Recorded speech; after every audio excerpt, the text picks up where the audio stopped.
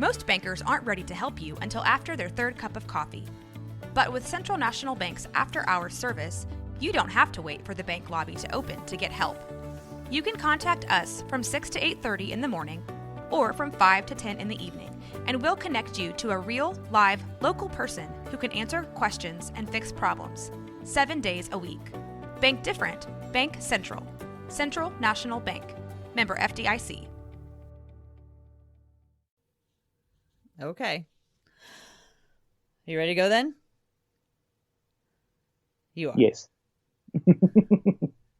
Hey, what's up, Blazer fans? Welcome to the Blazers Edge podcast. I am Tara Bowen-Biggs, here as always with Blazers outsider Danny Meringue. Danny, Hey-o. how you doing? I'm in a fake enthusiasm and energy right now because I am dog tired. Well, what else is new, right? Fake hustle. All right. Yeah. I am channeling my inner Carmelo Anthony right now. Well, the Blazers are 11-5 right now, sitting atop the mighty Western Conference. Did you see this coming? Excuse me. I need to pop this bottle of champagne. Today is Monday night. I don't know how long this is going to last. Somebody at work today was like, hey, how long do you think they can keep it up? Couple weeks? And I was like, from your mouth to God's ears. I mean, at least for 2 more nights. Is that how it works out if you look at the schedule? I mean, yeah. I mean, after the Knicks, you've got Milwaukee and Golden State, and you've got Milwaukee on a back-to-back.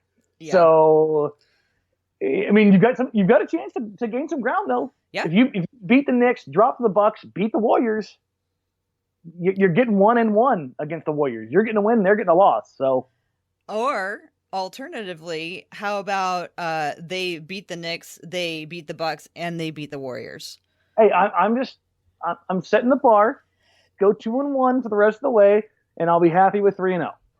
Do you remember what you had them at this point in the season when you were trying to figure out the schedule? Yeah, I had them at, I want to say 9-7. I had them just slightly above 500 at this point in time. Okay, well, you were more optimistic than I was. I had 1, 2, 3, 4, 5, 6, 7, 8, 9, 10, 11. I had them opposite. I had them 5-11. How terrible is that? I'm the worst.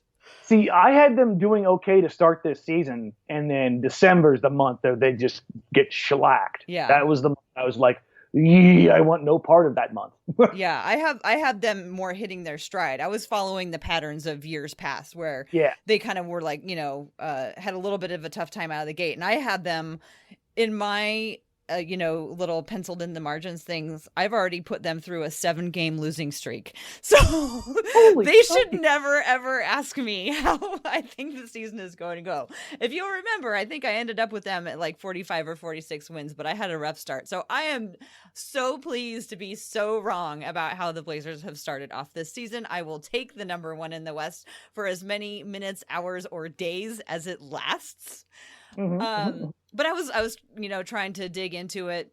They actually have the second best net rating right now, so it's not like a total fluke.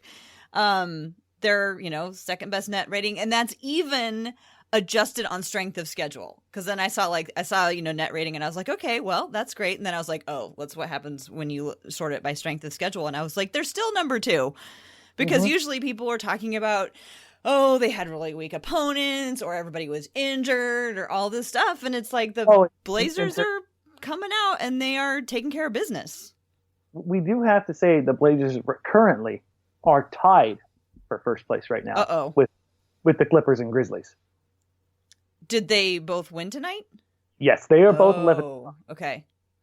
If you want to, that 12 hours was really great. If you want to go into that small sample size theater, holy crap, who had the Clippers and I had the Grizzlies sneaking into the playoffs. Yeah. Remember going into the season, nobody believed me on that one. I was like, they're going to be a better team than people think. But the Clippers, no, did not have that one. I know it's actually pretty topsy-turvy. I mean, we were going to talk about the sort of the league in general at the end, but might as well bring up a couple things right now that are going on that are super topsy-turvy. We have Golden State of all teams, with locker room drama. looking mortal. Well, I mean, I don't know. I so don't trust. They have like, I think half of the NBA media is located in the Bay Area right now. No, it is. I mean, ESPN, Sports Illustrated, and they're all just desperate to come up with something new, and finally they found something that was interesting. And I think, but I don't know anything. I think they're just blowing it up to like huge proportions. I don't think they're blowing it up. I genuinely don't. So what do you think is going to happen? Do you think that the dynasty's over, Kevin Durant's going to leave and they're all going to go their separate ways, or he's going to leave and they're going to continue on just fine without him? I had KD like leaving before this all happened at like 80%. Yeah. He's going to go get his money. Yeah. This is his last mega deal. Anybody who doesn't realize that, he's got his rings. Right. Like what more does he have to do? But they're going to be fine without him. Aren't they? They are, but are they willing to pay Draymond in 2 years? Mm-hmm. Are they willing to pay Clay? Like, I wouldn't be surprised, and this is awful to even think about, if KD ended up in Los Angeles. I just, at this point, I just wouldn't be surprised. No, that wouldn't shock me either. And that changes the power dynamic. With LeBron and KD on the same damn team, yeah, that swings it back more towards what we had 5-6 years ago. Okay, that's way too depressing. I don't want to talk about that.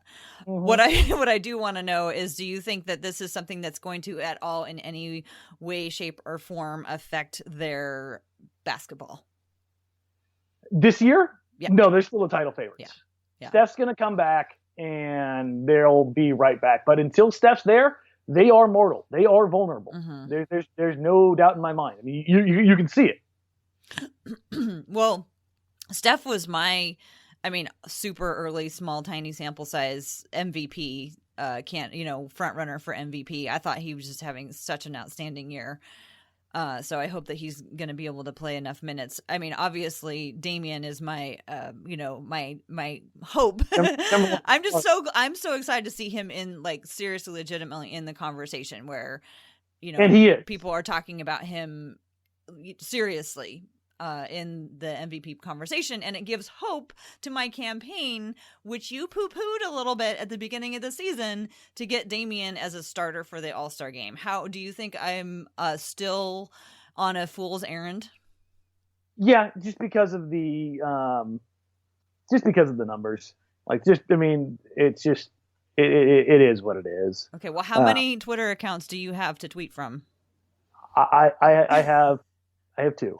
You start them for all your friends and help them figure it out, because we're going to get Damian Lillard as a starter in the All-Star game. Listen, from your word, or your lips, from my mouth to God's ears. That's how it goes. Yeah. Should that be the title of this episode? Yeah, that's probably a fair bet. But Dame has been a legitimate MVP candidate, and there's another guard that nobody's talking about right now that should be in the same breath, and he's had the best week in the NBA this year, and that's Kemba Walker. Yeah, but he's not in the West. No. You're talking about MVP, not MVP. Like, as far as like what he means to a team, right? He is in the same breath as Damian Lillard right now. Okay, I mean, I totally get that he is keeping that team afloat. But I feel like Damian does more than keep the team afloat. That's kind of a weird, I'm not quite sure. There's a difference between floating and swimming, I guess. Kemba will never win it. There's no doubt. He will never, ever, ever win it with that team. But I mean, he is to that team what Damian Lillard is to Portland. Yeah, but I mean, do you get my how I see the difference? Yeah, like Damian is like putting him on, they're all swimming, and Kemba's just like they're keeping their head above water. But I'm excited for him. I knew at the beginning, I'm so glad that I decided to start paying attention to Kemba Walker this year, because I mean, he's obviously super exciting and really fun to watch. Let's bring it back to the Blazers. Last night, the Blazers, or yesterday afternoon, a nice matinee. Oh, I love afternoon games. They are nice. The Blazers defeated the Wizards. They got revenge off that horrible game from earlier, but that comes after 2 straight losses. And I was like super afraid that if the Blazers lost that Wizards game, I didn't know how we were going to pull this off today. I was afraid that I was going to be peeling you off of, the floor from crying. And no, you were going to peel me. You were just going to have to find the scarred carcasses of everybody else left after I scorched the earth. Like, they dropped that game to the Wizards. People watching the show were just like, Dan's going to lose his mind. I'm like, going to lose my freaking mind. It was going to be a full-on Capitol meltdown. But they had business, so they did. They took care of business, but it was they lost 2 out of their last 3 games. So does this just mean that it's time to panic? Does it mean that things are regressing back to the mean? What have we learned from the last week and how they've handled the 2 losses and in the way in which they've lost these games? I think the Blazers realized, and I think Terry Stotts' words were heated quite heavily, in that they can't just win scoring. And I've talked about this. I gave this to Chad to talk about in the pregame show tonight. We talked about it on Blazers Outsiders. These are the numbers heading into the Wizards game, Taro. In Blazers wins, opponents score 102 points a game. In Blazers losses, they score 121. Oh, God. That is feast and famine. I mean, it is either the Blazers are winning handily and just shutting opponents down, or Portland is getting their ass kicked. And that's because the Blazers offense is the same. Well, the Blazers offense is 116 points a game in wins, 115 and a half in losses. Wow, that's super consistent. So the offense is there no matter what. It's the defensive effort that matters, and we saw that against Washington. Play defense, and you're gonna win games. You have enough offensive weapons between Damian Lillard, CJ McCollum, and we'll talk about Jusuf here in a bit. Just between those 3 guys, you have enough to win every single night. Yeah. And when they play defense, like they're capable of, they should win these games handily more often than not. Now, Milwaukee, Toronto, Golden State, those are the games, maybe not toss-ups, but those are the games where they need something a little extra special. Beyond just the regular defense? Yeah, but otherwise, they should win those games. That's where they're at right now. Well, so the Laker loss to me was just, you can't contain, they just couldn't contain. LeBron was going to go off and there was nothing in the world that was going to stop him. He's been going off all week. Yeah. He finally said, okay, enough of this crap. I'm done trying to make Lonzo featured or get Kuzma the ball or get Ingram going with a second unit. I'm going to go and show you that I'm the best player in the world. And that's what he's done. I kind of think he's having fun. Oh, yeah, I mean, I think he's like, all right, I'm not going to try to bring everybody along. I'm going to go out there and have fun, and they're just going to have to keep up. Yeah, I think you're spot on. When we've talked about this before with LeBron, when LeBron's in his bag, when he's hitting 5 of 5 from 3 in the first half, there's not a damn thing anybody else in the world can do to stop him. Because if you have to step up to the 3-point line to guard that man, and now he's getting ahead of steam going, you're toast. Right. That's flat out. That's the gist of it. And you just hope to God that nobody else is hitting shots. And on that night, that freaking walking garbage disposal, Lonzo Ball is hitting threes. Okay, that seems a little harsh. To call him a walking garbage disposal. He is a person, Dan. Let's give him a little more respect. No, I'm talking about his shooting, because the man airballs more shots than anybody I've ever seen in NBA history. It is absolutely insane that a player that's supposedly the second coming of Jason Kidd, and just airball after airball. I've seen him airball like 5 or 6 shots. Not miss a shot badly. Airball. Okay, you're getting a little upset. I want to move on and talk about the Timberwolves, because the Lakers, as much as I hated it, like, I could see what happened, right? Yeah. So what happened against the Timberwolves? Was it just, are they still on the no more Jimmy Butler euphoria, or are they going to be better now? I mean, Covington looked great for them. Yeah, and I think this is more of, there's 2 things at play here. One, Portland didn't play a lick of defense in that game. That was probably CJ's worst defensive game of the season. He got straight line drove to the rim, I think, a half dozen times. Mm-hmm. I was not a fan of that game. And I think they bounced back, and I think both Dame and CJ were much, much better defensively against the Wizards. But the Timberwolves game, they didn't care to play defense, and it showed. Damian, pretty much said as much in the postgame. Damian always struggles against Taj Gibson's. In my nightmares, it's just Damian running straight into Taj Gibson's gut on screen after screen after screen. Taj sets pretty solid screen. And it's always Damian just running full strength into him. But the play for me that encapsulated the whole Timberwolves game, defensively anyway, was when Anfernee Simons got switched onto Cat, and he just looked up and he like raised his arms up as high as he could, and Cat just looked down at him, and I could just feel like all the coaches on the bench just go just sucked it in. It's not a position you want your 19-year-old 6'5" guard going into. Yeah.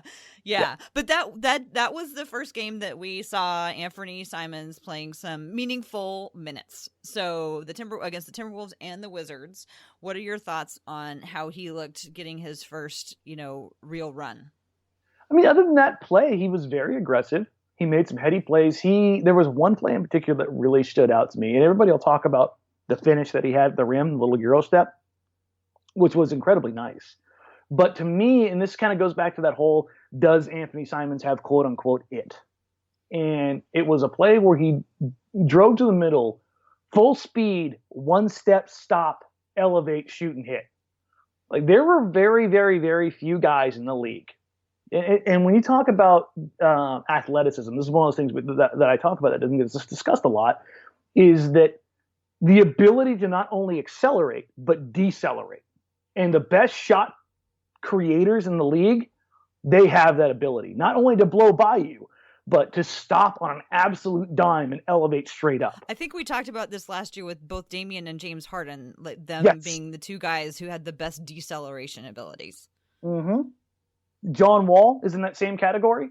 Russell Westbrook, like, think about Westbrook when he gets to the rim, it's that blow by speed, right? But he also gets to that elbow when he thinks he has you thinking he's going to the rim, and he stops on a dime and gets that elbow spot when he's kind of going, and he just pulls straight up. Mm-hmm. And that ability to decelerate was the same thing that Simon showed, and I was like, that's special right there. Those are the things that I'm looking for from that young man right now. So it's not about how many shots he gets or how effective he is. It's what does he have in his bag that is no doubt a translatable skill that they can build on. Mm-hmm.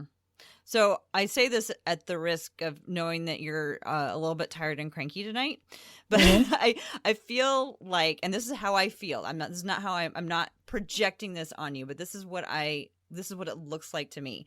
I feel like you're looking at Anfernee Simons kind of with some rose-colored glasses, kind of the way that people were talking about Zach Collins last year that made you get so upset because you didn't think Zach Collins is ready. When I watch Anfernee Simons, I think, oh, there's a lot of promise, but I don't think he's ready.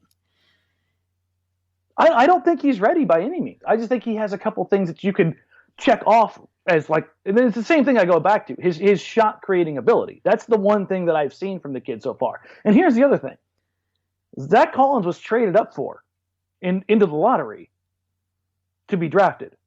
Anfernee Simons was a late first round pick, which he's a young man who the only reason he was taken where he was is because there was a promise there from another team that was going to take him before Portland.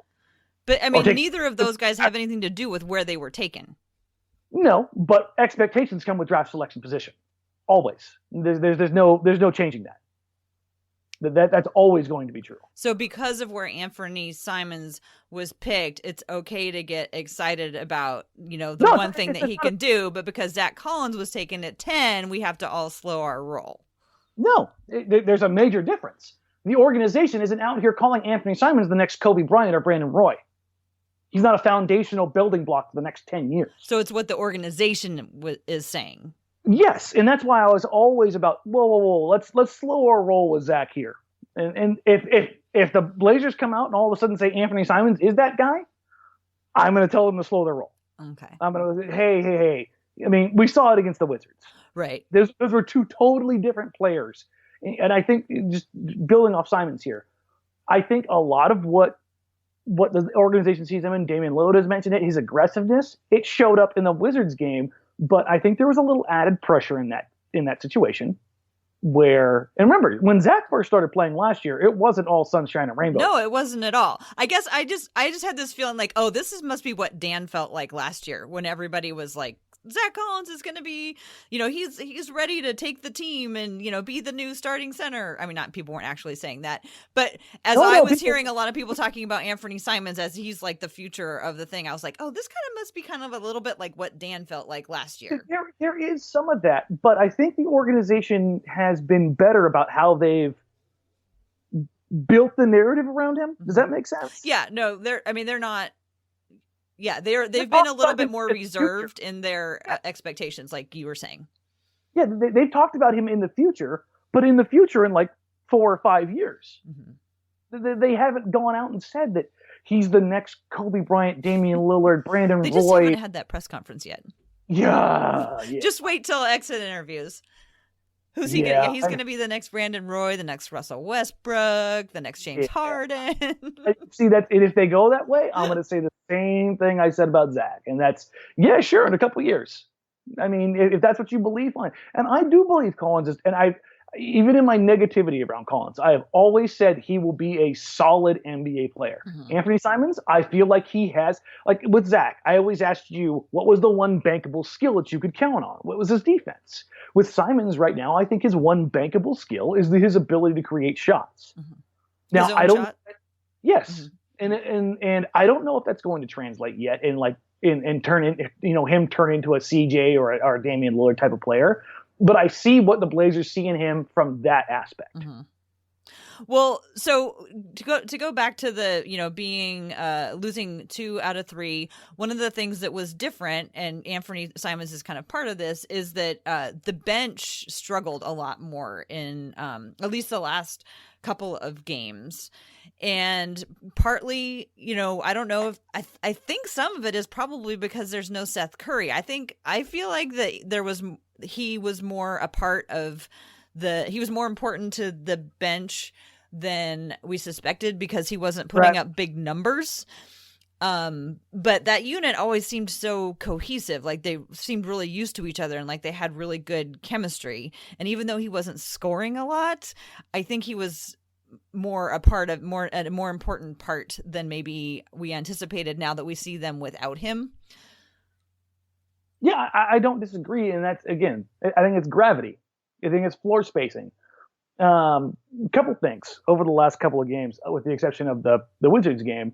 Going into the Wizards game, from the time Damian rolled his knee to tip off of the Wizards game, those 3 games, he was shooting 35% from the floor and 26% from 3. I was a little worried about his knee. You're not feeling that anymore?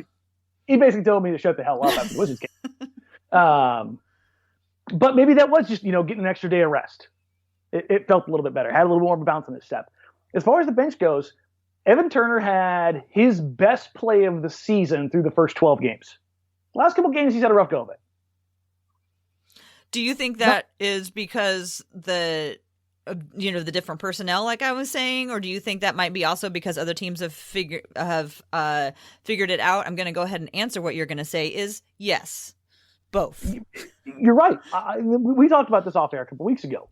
Once the tape gets out on the Blazers bench, you're going to see a little bit of a regression.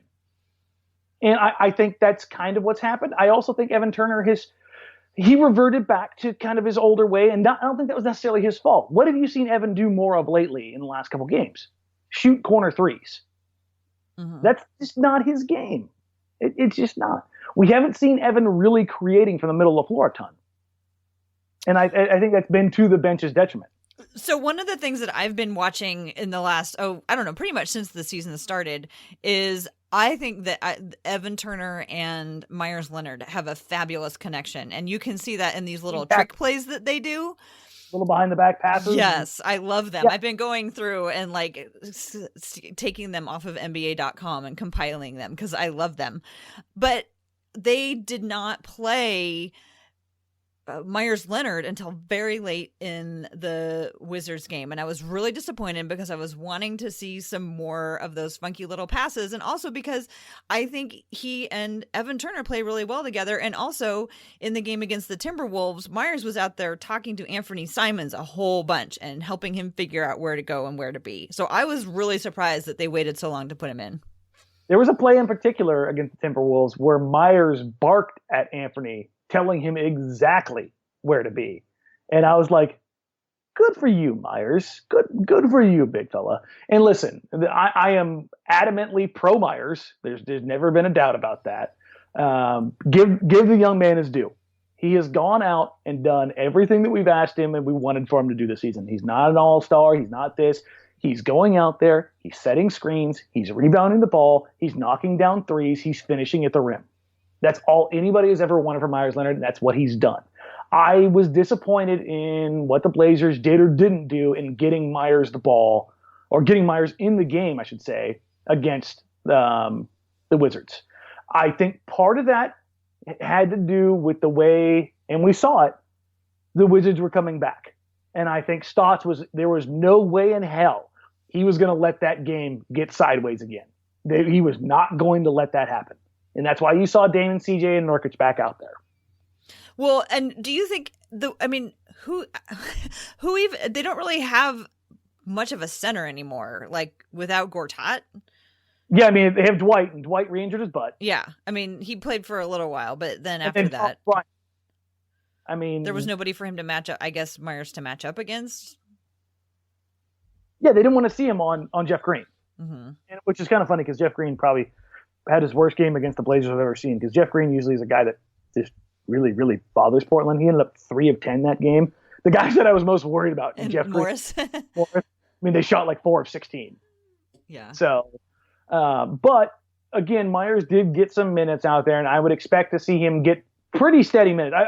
I think against the Knicks, Meyers and Nurkic are going to get a pretty steady diet of minutes. I'm excited for that game because I'm excited to see Noah Vonleh again. I think he's been putting in a lot of work. Yeah, I mean, they're going to have Cantor, Vonleh, Mitchell Robinson. So they're going to be running some bigger guys out there. So I wouldn't be surprised to see. I mean, you look at Mitchell Robinson right now; he's getting 18 minutes a game. Vonleh's getting 23. Cantor's getting like 28 or something like that. So there's going to be some bigger bodies out on the floor. So you expect we'll see more Meyers? Yeah. So I mean, Mitchell Robinson has looked really good. He's a little undersized as far as weight wise, but he's still a 7-footer. I think he's going to be a fun player to watch. I think Blazers fans who haven't had a chance to see him are going to be like, "Ooh, this kid looks fun." But Cantor is very much traditional, and Vonleh, for as much as everybody wants to talk about Vonleh, being that hybrid guy, still is going to make his money inside. So I think we'll see a pretty steady diet of Meyers and Nurk in that game. Well, before we move on to talking a little bit more about Nurkic, I want to talk about one play that everybody's talking about in that Wizards game. I think you know which one. Yeah, the 9 passes in 15 seconds and on and on and on. Okay, and I'm not saying I didn't appreciate that play because it was a lovely play. It was beautiful ball, and it was fizzing around, as Lee Ellis likes to say, on the starters. There was nothing about that play that wasn't a nice play, but I think people are getting a little excited about it. Like Joe Freeman from the Oregonian wrote a whole article like just on that play, and it was like he might as well just written a love sonnet about how wonderful that play was. And I heard people talking about how this is Blazer basketball. This is what Blazer basketball is always meant to be. This is how it was supposed to be. And I keep thinking for the last 5 years, the Blazers have not passed the ball around very much. And I mean, that's just not how they're built. And that's not like an indictment on how they play. They're just not a team that is built around getting a lot of assists. They're not built around, doing that stuff. No, it's kind of funny that you say that because I figured you'd be on the other side of this, but Shane and Joe were giving me crap because when that play happened, my first reaction was, you guys know what happened during that play, right? Right. I mean, it was like, oh, I can't go. It was more like they were playing hot potato. Everyone was like, oh, they're playing this keep away. I'm like, no, they're playing hot potato. Yeah. So on the initial kick out, Layman takes his eyes off the ball and gets a bad catch. That's why he doesn't take the shot initially. Because listen, Jake has done very good in catch and shoot situations this year. Like if Jake catches an open 3 in the corner, I want him letting it go. I don't care where it's at in the clock. Let it go. The dude's shooting the lights out. But he gets a bad catch. He does the right thing, though, and he tacks the closeout, kicks it back out, and then Dame gets it and swings it to CJ. Now, CJ, he hesitates for a split second, and then he tries to shoot over 2, which, why? So that was another one that kind of made me go, eh. And Chief actually mentioned it because Chief was the next on the pass. And when Chief was talking about the play in the post game, he said, CJ took longer to get it to me than it should have been. That lets you know right there, like it was off rhythm. Right. But Aminu does the right thing and attacks the closeout again, kicks it out to Dame. And this is where it got pretty. The prettiest part of that play was when Aminu drove and kicked and Dame redirected and reversed the ball. That was the prettiest part of that entire play because there was no fumble, there was no hesitation, there was no going up. It was a read that was on time, spot perfect, inch perfect. Layman catches, knocks it down to the end of the shot clock. That was pretty basketball. Just that portion alone. Mm-hmm. Now, the entire play was nice, but that part of the play was pristine. Well, yeah, and I'm not saying that I didn't, love it, even as it was happening. It's just, I don't think it's characteristic of like the kind of ball we're going to expect the Blazers to be playing now.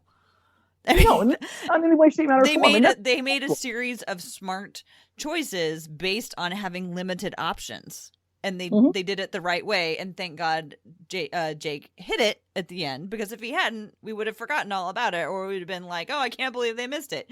So it would have gone to the same place that CJ McCollum's dribble through the legs of Tyson Chandler would have gone because he missed the shot. If CJ hit that 3, we're talking about that play the whole season. Yeah. But you know who we can talk about going through the legs? Nurkic. Jusuf freaking Nurkic. Oh, I am so proud of him. He is having such a great year. I'm so excited. Okay, go. You go. That game was like a salute to Arvydas Sabonis. He was diming people up from the high post and mid post over and over and over again. I was actually frustrated with Dame and CJ late in the game for not running the offense through Jusuf Nurkic. Not for the triple-double, but remind me again, Tara, what got the Blazers offense going in the first half? It's always Jusuf Nurkic. He was setting everything up. Everybody was feeding off him, whether it was directly or as the hockey assist. So when the Blazers reverted back to some of that crap that they ran last year in crunch time, listen, I don't mind doing it every now and then. Like Dame and CJ are phenomenal isolation players. But if you're trying to ice the game and all of a sudden things aren't working, let's go back to what was, which was Nurkic being the hub of the offense, drawing 1 or sometimes drawing 2, and then finding somebody cutting. Like that to me is more indicative of what the Blazers could and should be than a 9-pass sequence. Mm-hmm. Yes, I think that's a great pass move. That's a great summary. Well, pass, move, and then take the shot that you know how to make and that you know you're going to make. And that's the other thing that Nurkic has done this year is he's narrowed. He's got a smaller bag of tricks that he draws from, but he draws from the ones that he knows that he can make. So the Wizards game took place during a women's hoops and talks meetup. And by the time the end of the game was over, I had everybody convinced that like we shouldn't be upset about Nurkic not dunking anymore. Like if you expect that he's going to dunk every time just because he's 7 feet tall, then you're going to be disappointed. If you realize that he's taking the shots that are best for him and he's not doing the weird little push it up kind of things anymore. Very rarely is he doing that. Or the little flippy thingies. He's doing he's going up intentionally. He may not be going up with both hands in a dunk, but he's taking the right shots to get up and over the people that he is battling through. But he is dunking more. Right. If a dunk happens to be the right move, he'll make it. But he's not dunking just for the sake of dunking. He's dunking because in that moment, that's the right move to make. Yeah. And like he's still throwing a few of those Nurkic nuggets in there. and that's the feet work. The play that he had against Karl Anthony Towns, against the Timberwolves, where he got the offensive rebound, power dribbled, and then inside pivot on the putback, it was some of the tightest, cleanest, neatest feet work you will see from a 7-foot, 275-pound human being. I love it when he gets on his toes and does that, because he has such quick feet and such great balance. He literally looks, I've said this probably a dozen times about him. He's like a dancing bear. Like when he starts getting on his toes like that, like he has listen, there's a difference between, elite athleticism for a 6'6" guy and elite athleticism for a 7', 275-pound guy. There are just different things that those people can do. And with him, his athleticism is more about how clean and precise and controlled his body control is. For him to look not to throw him under the bus here, but look at Meyers. Meyers doesn't have this pretty, pristine, clean footwork in the paint. Now, he's a phenomenal athlete. There's no doubt about it. And I want to see the Blazers throw more lobs for him. That's where his athleticism shines. But Nurkic, when he does that, there's just something about that. It's just so pure that I love. I can sit there and watch that all day. Well, and one of the things that I like about Nurkic this year is his hustle and his effort. And I thought I heard in maybe in the Timberwolves game, I thought I heard, because he didn't play much towards the end and he wasn't really in foul trouble or anything. And I thought I heard people, commenting about, maybe that he wasn't playing well enough on defense or whatever. But my observation about that Timberwolves game, my son and I were watching that game together, and we were laughing in the first quarter because Jusuf Nurkic was playing so hard. He was running up and down the court faster than I've ever seen him run. He was hustling and he was tired. We were just like, oh my God, Nurkic is going to play himself on the floor because he's playing so hard. But I love that out of him. And I really think that he has put a lot of things together this year. And I think that, I don't know if we're back to Nurkic fever or whatever, but I think he's a really great compliment right now.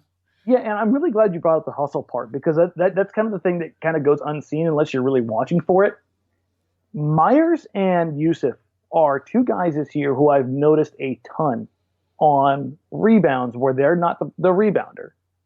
Particularly like Al-Farouq Aminu or one of the other longer wings getting a rebound, a defensive rebound, and both of those big men running the floor and getting deep early position. Yeah. Now, I want to see the guards reward that more. I've seen Dame CJ, for the most part, be decent about it. But the one who looks every time is Evan. If Evan sees one of his, and this is one of the things I love about ET. When he knows that somebody needs a shot, he gets them the ball. I think he has that indicative.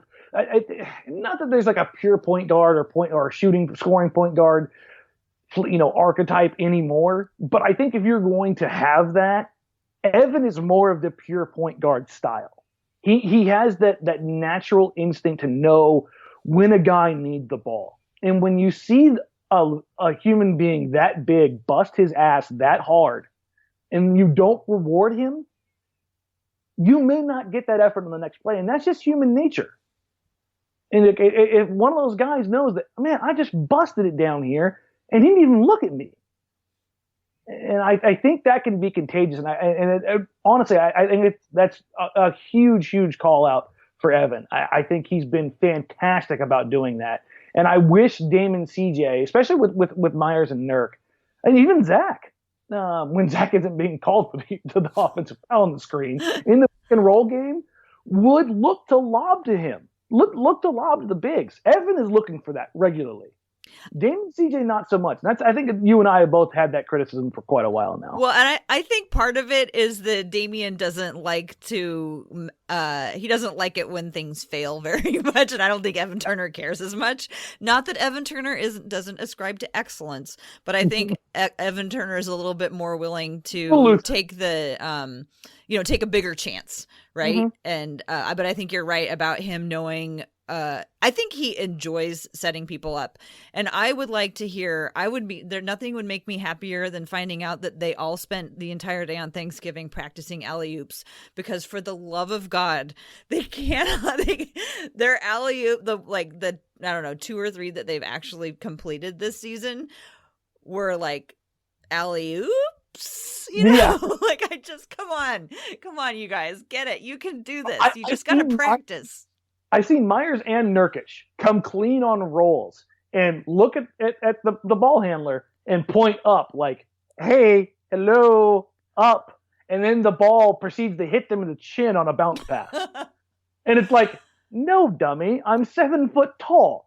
Throw it at the damn rim. I will jump and get it. We know that Meyers can jump and get it. But anyway, it ends up being CJ who gets one. Yeah, and it's like, what are you... Yeah, they've thrown more lobs to CJ than they have to their big man. It's like, you've got 2 guys who want to go get it. Throw it up for them every now and then. Give them the ball, and they're working their butts off. That's what I'm saying. On Thanksgiving, nobody gets turkey until they've all practiced their alley-oops. Yeah, that's...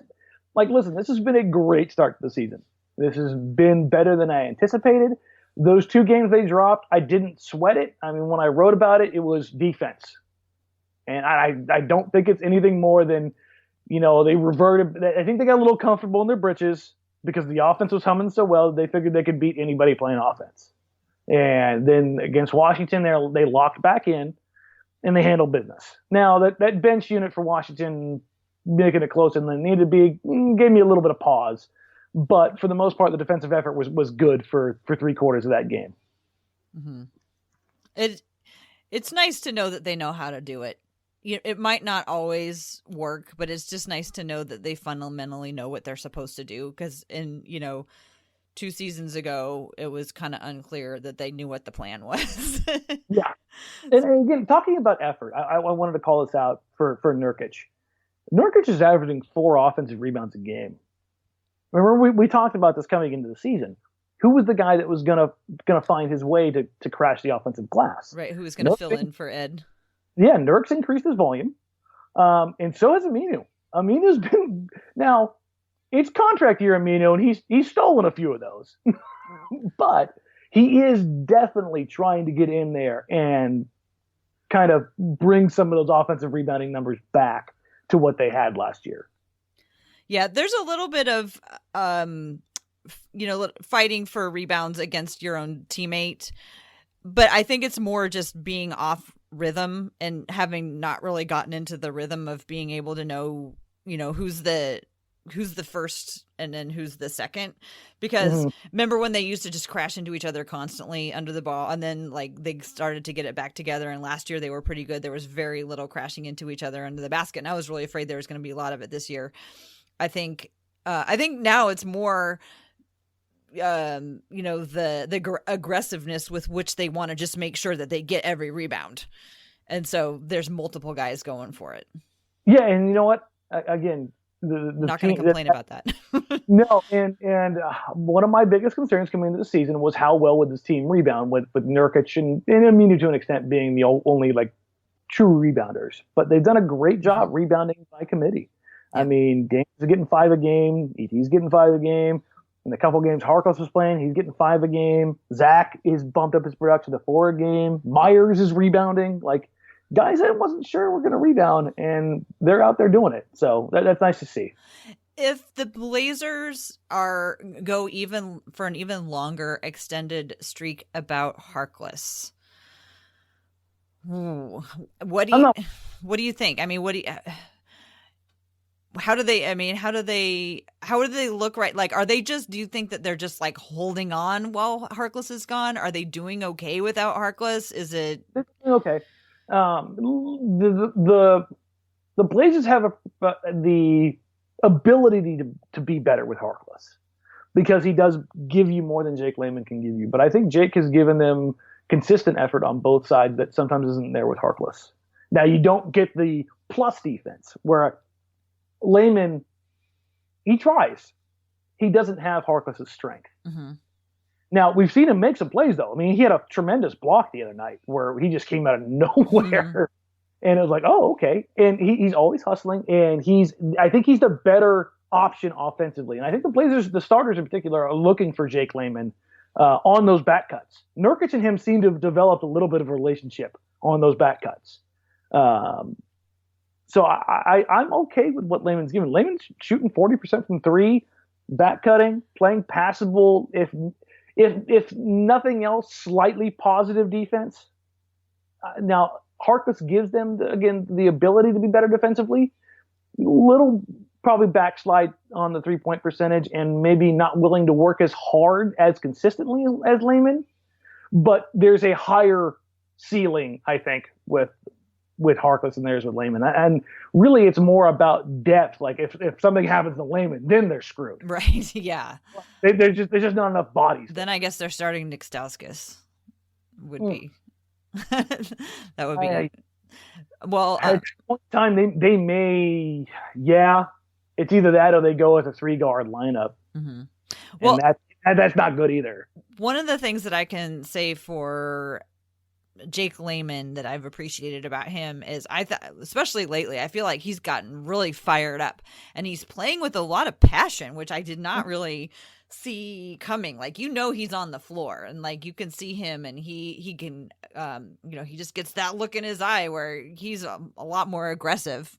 He's doing something. He's getting the Vonleh treatment with minutes, but he's doing more with it than Vonleh did. Does that make sense? Right. So he's getting, the ones at the opening of the first quarter, the opening of the third quarter, but he's making the most of it.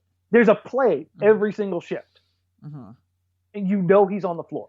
Well, and one of the things that was interesting, today's episode of the Rip City Report with Joe Freeman and Casey Holdahl, they talked about Harkless and Layman, and apparently the two of them have been spending a lot of time together. And so when Layman, comes out, he'll go and he'll talk to Harkless. And so that they, have been pretty connected, and that Harkless has been pretty engaged in helping Jake find his way, which is kind of cool. That's what they were talking about on the Rip City Report anyway. That's fantastic. I think that goes to show the leadership and the structure, how sound it is within this team, because there are teams around this league where that crap would not happen. That's an awesome segue. Like that? Yes. Nice work, Dan. Joe's teaching me well. Nice work. So the Washington Wizards are having a fire sale, apparently. That was the big news that was making my phone blow up all day today. It's put in an offer. Yeah. I've been talking about this all year. I mean, coming into this season. Well, yeah, it's not like you had any edge on it. Everybody knew that Washington was in trouble. Yeah. Okay. We'll go with that. I mean, since last year, Bradley Beal and John Wall have been having, there's been a narrative about the two of them not getting along well. And imagine if there was a narrative in Portland that CJ McCollum and Damian Lillard were not getting along well. I mean, it's kind of the same type of thing. Yeah, no, it is. How long have we heard the Blazers or Wizards East, or the Wizards or Blazers East? Yeah, I mean, there are similarities. Yeah, I mean, there's a pretty good reasoning for that. But if in fact the Blazers or the Wizards were going to be trading their players, what are some of the? I refuse to believe that you haven't already thought this through. What are some of the players that you think would fit well on the Trailblazers? Well, I mean, realistically. Okay, realistically, the only one they can get is Oubre. That's a stretch. And that's just because of the money. They could get Porter. They could get Otto. But the financial ramifications would be huge. Otto Porter is like making a ton of money, and Kelly Oubre isn't making that much money. No, he's going into his restricted free agency. So you'd have to give up more to get Oubre, but because of the teams that are looking for the superstar free agents, I don't think he's going to get the absurd money that Otto got. I think Otto is slightly overpaid, but I think he's horribly utilized in Washington. So what are some trades that you might that you've kicked around? Ideas? Okay, the only way in my mind that you get Otto is if CJ's going out, which just isn't happening. Oubre, on the other hand, if Washington is looking to kickstart the rebuild and get younger without committing the financial assets to him, then you probably talk about Harkless, a first rounder, and one of the young guys. And I don't think the Blazers Anfernee or Gary Trent Jr. I think depending on how Portland values a first round pick, it would be between Trent and Simons. They would obviously much rather prefer to give up Trent. I think they are thoroughly vested in Anfernee's development. I think it's going to take a heck of an offer for Anfernee Simons to be included. I think Oubre would be a fantastic addition to Portland. Mm-hmm. He's, to me, what Harkless should be. That's what I look at Oubre as. He's got the ability to play both ends of the floor. He can play down. He can play up. He's incredibly athletic. He can shoot from three. He can put the ball on the floor. He's an energy guy. You draw a play for him every now and then to keep him happy. But otherwise, he just kind of fits into the offense. And as a young guy, then you're getting younger. And you're basically committing the money that you had committed to Harkless to him. Mm-hmm. And I see that as a win-win. What do you think is actually the most likely scenario out of Washington? I just don't think there's anything likely for Portland. Right. But I mean, just in general, do you think that Bradley Beal moves? Here's the pecking order of value, in my opinion. Bradley Beal, substantial gap, Kelly Oubre, John Wall, Otto Porter. Mm-hmm. John Wall, don't get me wrong, is still a phenomenal talent, but he looks like he underwent the Ray Felton diet. He doesn't look like he's having fun. No, he looks. I mean, did he ever? Yeah, there were times, but I mean, there have been stories about Wall being prickly ever since he came into the league. The kicker is the back end of his contract. $40+ million a year, Tara. I don't care what salary cap you're under. That's a disaster. And so that's a serious inhibitor when it comes to moving him. And it's the same to a lesser extent with Otto Porter. His contract is big. But again, I think with Porter, I think he's a hell of a player. I think he's being horribly utilized in Washington. I mean, he can't get a shot in that offense, which is insane to me. The guy, his whole career, has been a great shooter. Like the fact that his usage rate hovers around the same level as Harkless on that team. Is that just because Wall and Beal take so many shots? Yeah, and there's a pretty good evidence that Wall freezes him out. Mm-hmm. And with somebody who has the ball as much as John Wall, that's pretty easy to do. Do you think a new player coming into Portland would be able to get enough shots? There's enough shots to go around? Depends on what's going out. Mm-hmm. I think Dame and CJ, if it's Oubre or Porter, yes.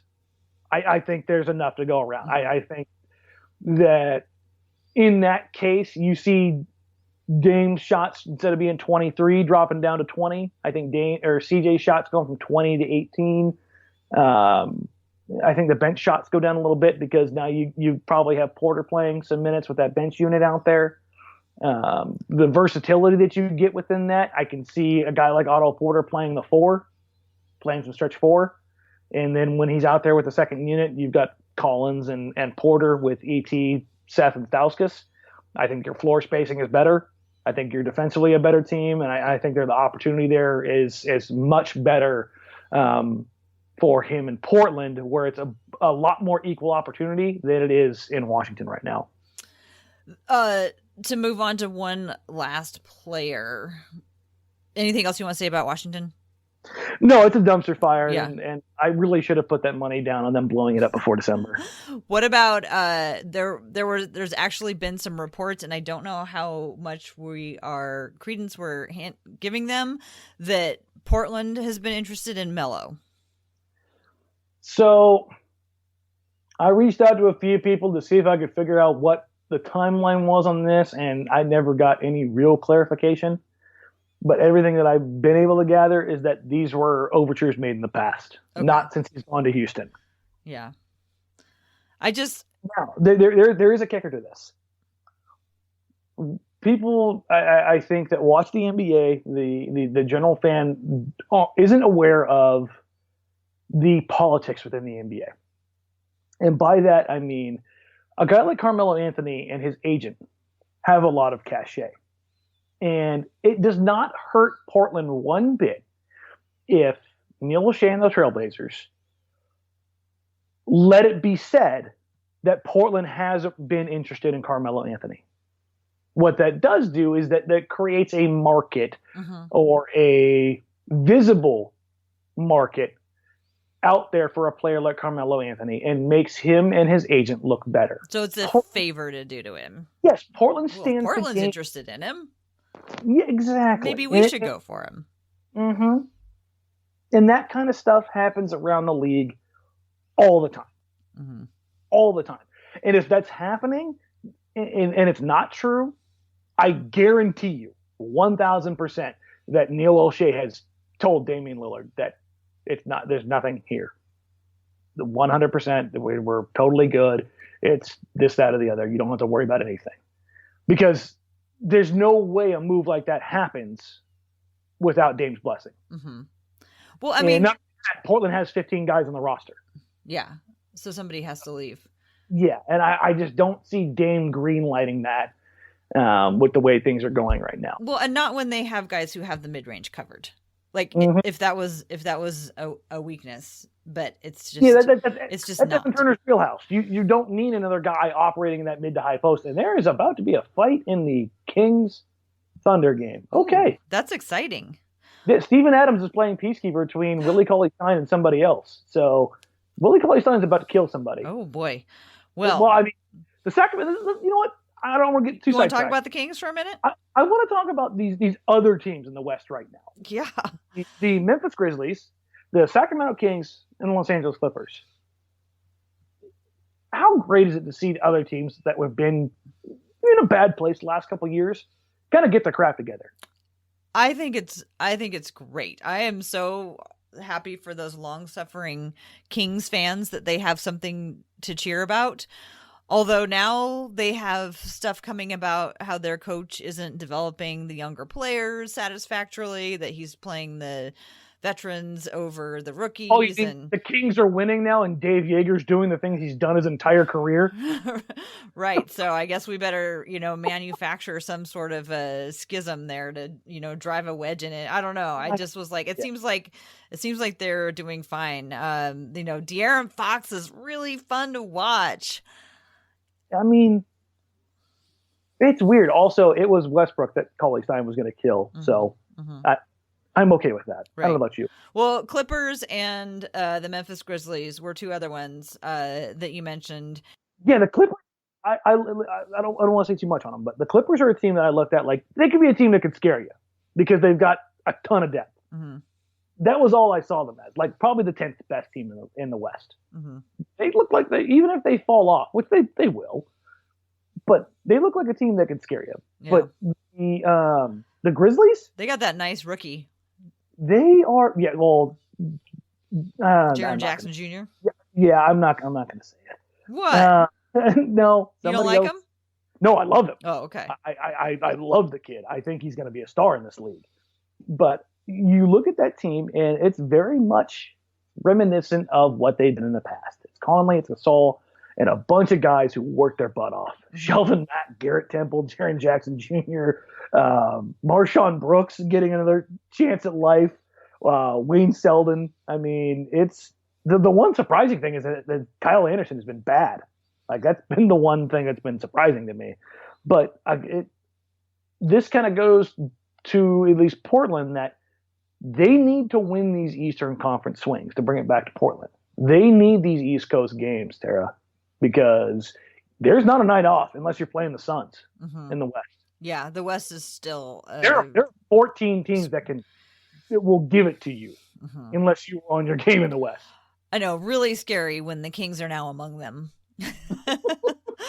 Really, really scary. Well, and yeah, of course, we gotta wind this up. But I'm just gonna say, how on the earth did Dallas beat the Jazz by 50 points? Okay, that was the other team. Thank you. Come on. Tonight. Okay, people didn't think Luka could play. Tara, Luka can play. Yeah. He was fantastic at the end of the was it the Golden State game? Yeah. Yeah.